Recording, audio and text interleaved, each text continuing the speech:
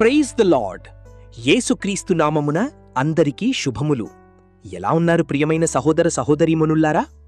దేవుని కృప వల్ల మీరు అందరూ బాగానే ఉన్నారని నమ్ముతున్నాను. సరే, ఈరోజు మనం దేవుని వాక్యము చూద్దాం రండి. ఈరోజు వాక్యమేమిటంటే జెకరియా 14:9. యెహోవా సర్వలోకమునకు రాజయ్యుండును. ఆ దినమున యెహోవా ఒక్కడే అనియు ఆయనకు పేరు ఒక్కటే అనియు తెలియబడును. ప్రియులారా, ఈ వాక్యం దేవుని మహిమను, ఆయన అధికారాన్ని చాలా స్పష్టంగా తెలియచేస్తోంది. యెహోవా సర్వలోకమునకు రాజు అంటే ఈ ప్రపంచంలో ఎంతమంది రాజులు ఉన్నా, ఎంతమంది నాయకులు ఉన్నా నిజమైన రాజు ఒక్కరే, ఆయనే ప్రభువైన యేసుక్రీస్తు. ప్రియులారా, మనుషులు మారిపోవచ్చు, పదవులు మారిపోవచ్చు, నాయకులు మారిపోవచ్చు, కాని దేవుని రాజ్యం మాత్రం ఎప్పటికీ మారదు. ప్రియులారా, ఆ దినమున యెహోవా ఒక్కడే అని చెప్పడమంటే ఒక రోజు వస్తుంది. ఆ రోజు ప్రతి ఒక్కరూ గ్రహిస్తారు, దేవుడే నిజమైన ప్రభువు, ఆయనకి నిజమైన మహిమ.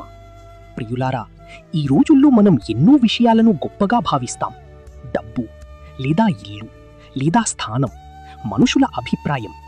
కాని నువ్వు బ్రతుకుతే 70 సంవత్సరాలు బ్రతుకుతావేమో. ఒకరోజు ఇవన్నీ తాత్కాలికమని తెలుస్తుంది, దేవుడే శాశ్వతమని తెలుస్తుంది.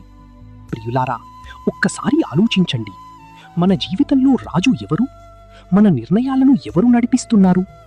ప్రియులారా, దేవుడు మన జీవితానికి రాజుగా ఉన్నప్పుడు మనకు దారి తప్పదు, మనకు భయం ఉండదు, మనకు శాంతి ఉంటుంది. ప్రియులారా, దేవుని రాజ్యాన్ని అంగీకరించడం అంటే మన గర్వాన్ని వదిలేయడం, మన జీవితాన్ని ఆయన చేతుల్లో పెట్టడం. సరే, ఈరోజు మనం ఒక నిర్ణయం తీసుకుందాం. నా జీవితానికి రాజు దేవుడే, నేను ఆయన చిత్తం ప్రకారం జీవిస్తాను. ప్రియులారా, ఈ లోకం మారచ్చు, కాని దేవుని రాజ్యం శాశ్వతం. యెహోవా ఒక్కడే రాజు. ఇది సత్యం, ఇది నిత్య సత్యం. ప్రభువైన యేసుక్రీస్తు వారి కృప నీకును, మీ కుటుంబాలకును నిత్యము తోడై ఉండి ఆశీర్వదించునుగాక. ఆమేన్.